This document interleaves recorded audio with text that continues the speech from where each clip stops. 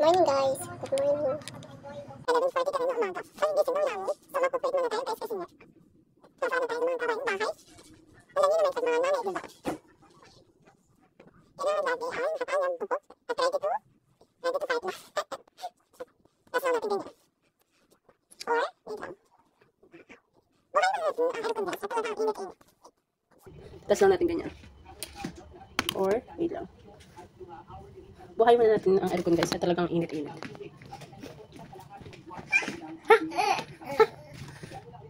Buhay muna natin ang ating aircon. At ang ating little boy ay andito naglalaro. Ang ating baby Nathan. Ating baby Nathan. Laro ka lang dyan baby. Ayan. Ito. Lalaro lang siya dyan kasi nga busy pa ako. At ang dami ko pang gagawin guys. Alam niyo naman pag mga nanay diba? Laging busy. Busy. Hugas ng plato, maglalaba, mag-iimis ng bahay, mag-aalaga. Ito anak, dito.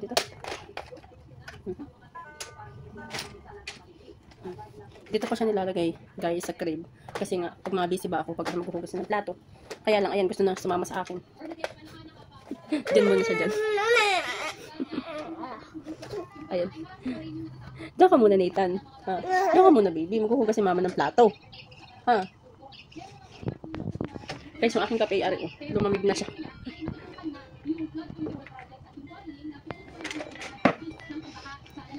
Tumamig na yung ating kape. Tapos ito guys, maghuhugas na ako ng plato kasi nga. Ayan, hugas muna tayo ng plato. Ganito na. Ayan, hugas muna tayo ng plato. Sinita, nagkaan na siya, napawala na.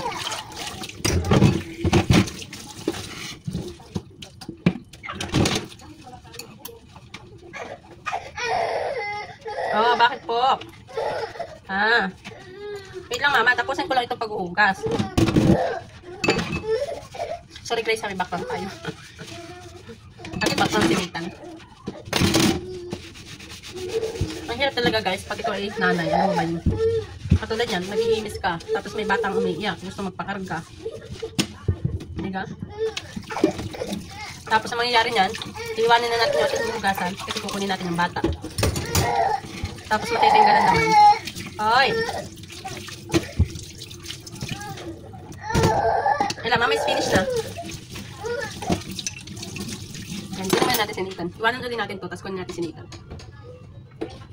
Ayan. Naiyak na. Nathan! Hey, mama! Hey, baby! Naiyak ng ating little boy. Ela. Kunin natin siya guys kasi naiyak na siya. Nag-iiyak na. Yeah. O, diba? Ating baby Nathan. Oh. Hi, Nathan. Say hi. Hi to them. Nathan. Say hi to them. Nanonood ng TV. Nga pala guys, kahit ako nandito sa bansang Europe o sa bansang Cyprus, hindi ko pa rin nakakalimutan na manood ng TV Patrol. Say hi. Hello guys. Good morning. Good morning. Bait naman ang aming baby. Iyakin nga lang. Ayan po si baby Nathan, ang ating baby. Ayan. Achoo! Bless you. Bless you. Ayan guys. Ang aking hugasin eh, ayun. Sa bahari pala. Ayun pa ang ating hugasin. So, waiting tayo dyan. Ng pag-iimis. Ayan. Nagpapakarga muna si Nathan. Si Nathan nga pala guys is 9 months na. 9 months na siya. 9 months ang ating baby Nathan and siya ay 11 kilos already. O 11 kilos ang aming baby. Tapos may check up siya after 2 months. So, mga 11. Yeah, 11. Mga 11 pupunta ulit kami sa doktor niya. Tapos magpapa-injection si baby Nathan again. Yeah, ang bigat niya. Totally guys, ang bigat niya. Totally. Ang bigat na aming baby Nathan. Ang bigat na aming baby? Or ilalagay ko kaya muna siya guys sa walker kasi nga iyakin na siya para makapag-imis ako guys. Ang hirap talaga bilang nanay, alam niyo yun. Kasi kita niyo lalo na especially kung pares yung work. So, yung husband ko may work siya, tapos may work din ako which is the same company lang kami. So, si Nathan, hindi namin siya dinadala sa nursery kasi dito, pwede kong ilagay yung baby sa nursery which is para makapagtrabaho ang parents.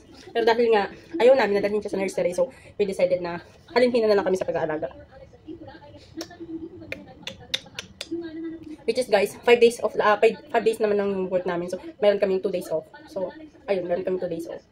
So, pag day off niya, so, ako yung siya yung nag-aalaga ng bata. Tapos pag day off ko, ako naman yung nag-aalaga ng bata. Pero once na pares kami may work, halin-hinan kami. Tapos yung aming time, i-alternate ba? Which is, example, ako ay morning shift, 6 to 2, example ha. Tapos siya naman is night shift, or nabawi afternoon din, which is afternoon work, o siya naman yung mag-work.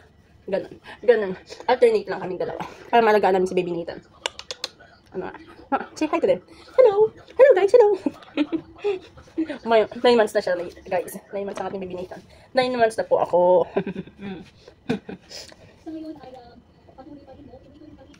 Ayun guys, nilagay ko muna siya sa walker niya. So, para makagawa ko ng mga gawaing bahay. Kasi once na lagi ko siyang karga, hindi ako makakagawa ng mga gawaing bahay. So, ngayon, tatapos natin yung paghuhugas ng plato. And then, habang nagluluto ng kanin. Ayan. Kagabi may niluto akong sopas, pero ang dami pa rin. So, walang kumain. Kasi, mga around 8 o'clock na natapos pagluluto. Which is yung asawa ko, nasa work na siya. So, wala na siyang time para kumain. Ayan. Magkukorrekta muna tayo guys sa mga diaper. Ito. May isa akong diaper na. Which is, kalat guys yung diaper. Ayun yung diaper ko, di ba? So, may dalawang tayong diaper. Ayan. Kasi guys, pag yung asawa ko ay nagpapalit ng diaper, tinatapon niya lang dyan sa sahig. Tapos ako na yung bahalang kumalik sa umaga pagkagising ko. Ayan. Hugasan tayo ng plato. Hugasin natin. Continue natin yung paghuhugas ng plato. Oops.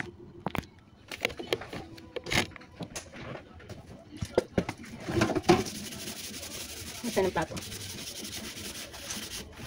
Pagkatapos ko maghugas ng plato guys, mag-aano na tayo, magsasaing.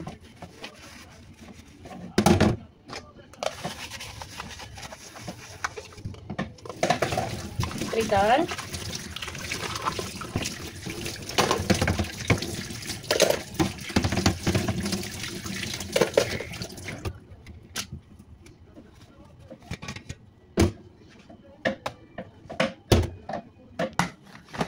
Ayan guys. Yung socks ni Nathan natanggal na naman. As you can see, oh. Ay, wala siyang socks. Hey, where gonna put your socks, baby? Huh?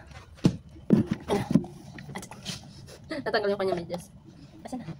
Give me your socks. Give me your feet. Mama, we're gonna put your socks? Mama, we're gonna put your socks? Don't remove it, okay? Ano yan? Hey, walang dudo yan. Walang laman yan. Walang laman. Ha? Bibigyan ko siya guys ng ng watermelon. Ha? Yan. Ito guys. Mag-blender tayo ng watermelon ni Nathan para meron siyang juice. Ilagay siya natin dito. Pag nga pala guys, gusto namin painumin si Nathan ng mga juice ba? Ang ginagamit namin is yung prutas talaga. Nilalagay namin siya dito. Just naghugas ako ng kamay guys ha.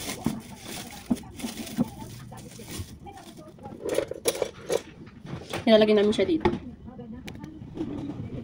Tinatanggal ko lang yung buto. Yung buto. Kasi madami siyang buto guys eh. Ay baby!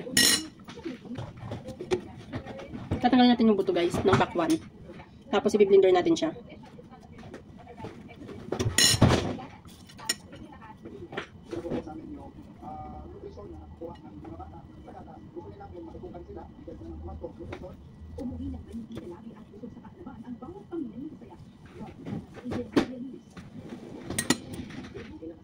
Ganito na siya guys, pag na-blender mo yung pakwan, ganito na siya. Tapos, ang gagawin namin dito is, sasalain namin siya, gagamitin namin siya ng strainer. Ito pa, gagamitin siya namin ng strainer, tapos kukunin lang talaga namin, is yung talagang juice lang niya. Ayan. Pag nga pala guys ako nag-strainer nito, Pag nga pala guys ako ay nagbe-blender nito, doon ako sa may kitchen, kumbaga sa may sink namin, sa may toilet ba, malapit sa may toilet. Kasi si Nathan, takot siya sa sounds nito, yung rrrr na gayon, naiyak siya. Takot siya dun sa sounds niya. So, ayan, nalayo ako. Nasaan yung pang-blender? Ayan. Pagantuhin lang namin siya guys. Ganito, kinukuha ko yung niya, juice lang talaga niya.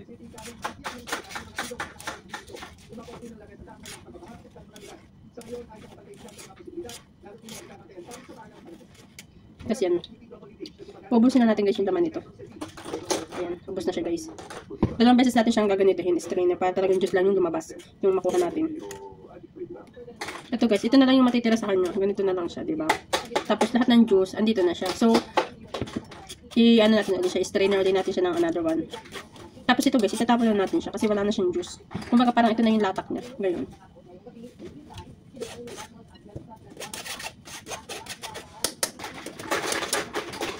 Yun guys. Tapos strain oil natin siya dito.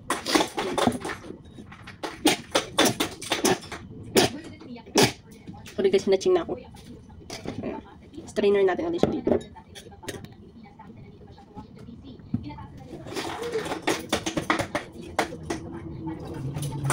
Ganito guys, diba? Para juice na juice lang talaga yung makukuha sa kanya. Ayan. Diba? As you can see, oh, diba? Kukunti lang talaga yung ano.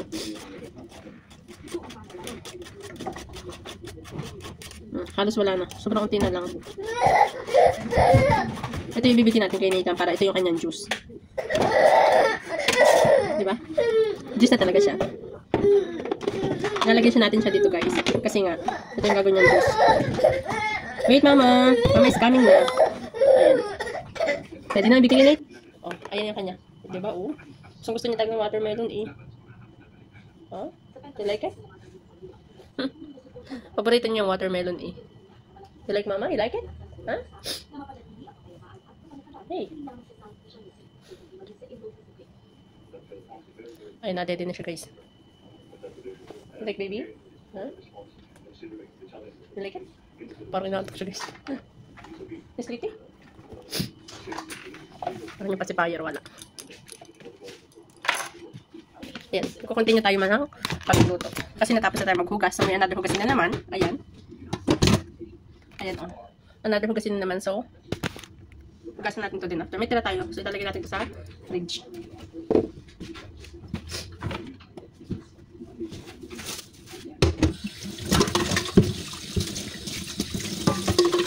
Hugasin natin.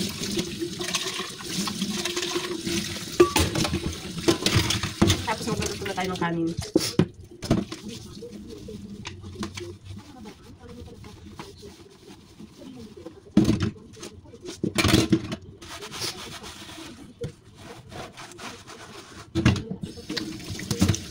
Ako kasi talaga guys, hindi nauubos. Alam mo ba yun?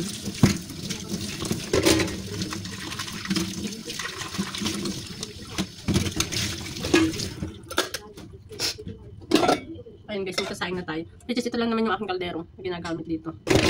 Wala kasi dito tunay na kaldero katulad sa Pinas. So, parang kasi raw na batok. Ganyan. Pagluto tayo. May tira ako dito. Isa rin dapat ito. Ayun guys. Ito guys yung niluto kong sopas. Ayan. So, wala pang kumakain.